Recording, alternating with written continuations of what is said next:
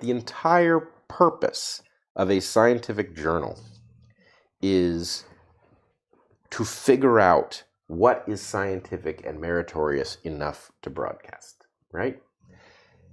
To the extent that some person outside of that world wondered, I mean, effectively, this is the Sokol hoax. You can't blame Paisley for trying. You can't blame Paisley for trying to gain access to one of the premier science journals on Earth.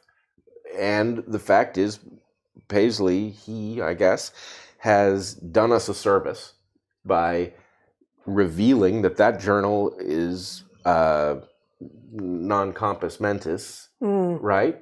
That is a legitimate service. The fact is, Sokol, not the service that Paisley was hoping to do, but okay. I don't know. Maybe Paisley's going to reveal Paisley's self to be a hoaxer who wanted to prove that the journal Nature had fallen apart. But the point is, I don't think you can blame Paisley for this. I think you blame Nature for this. No, I also put the blame on the academics like Paisley who have been driving academia into the sea for many decades now. And the fact that the bio reveals this person as a professor of political science and women's and gender studies,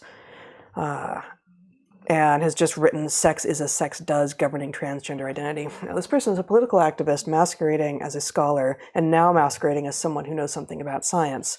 And I absolutely 100% blame Paisley Carrà. But as for why we are being exposed to Paisley Carrà's ideas, this could have been beneath the radar for longer if Nature hadn't decided to widely publicize this insane anti-scientific rhetoric that is masquerading as science.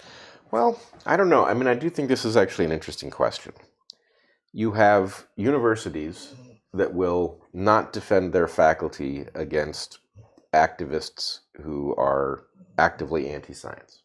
Right. Okay. Yeah, there's something out of University of Maine this week, I think.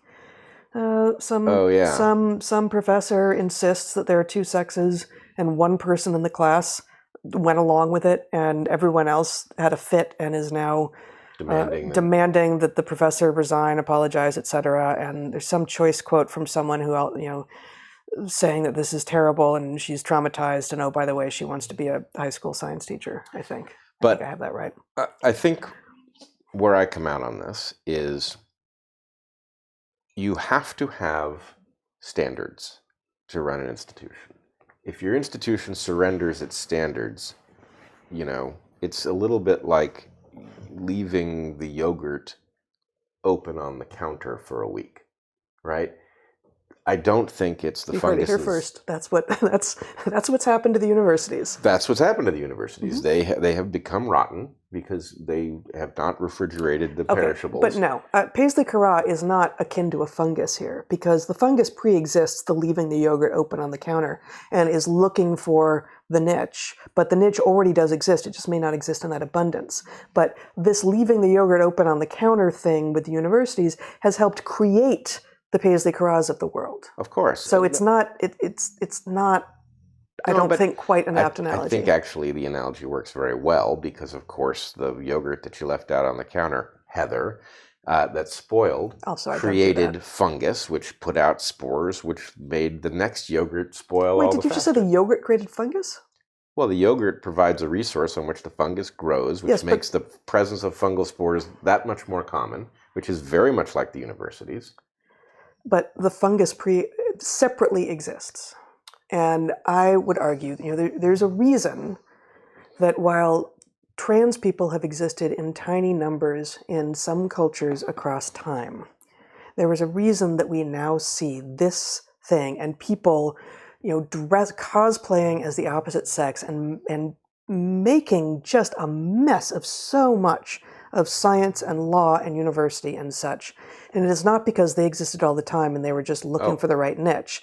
That niche, that university niche, helped to create them. I agree.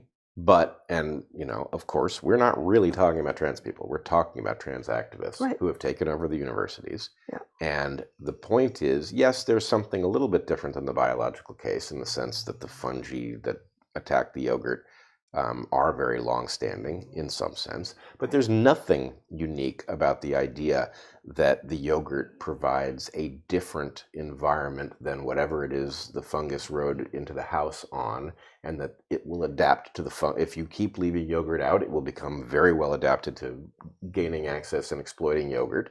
And that is it. That is what happened to the university. The university did not guard itself against terrible anti-scientific, anti-enlightenment ideas. Those ideas flourished and experimented there, and they have now proliferated out into society where they're looking for all kinds of things beyond yogurt that they can spoil. And, I mean, I just think it's a perfect analogy, in my opinion.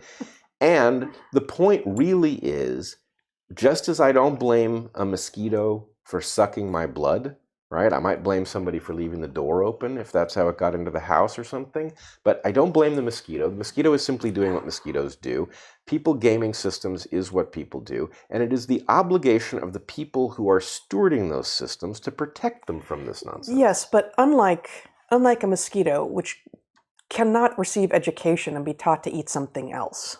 How do you know? A human being who truly believes that they are preaching science when they are preaching anti-science and actually doing damage to not just a lot of people, but a lot of functional systems, is at base a human being who can unlearn the garbage that was facilitated by the university system.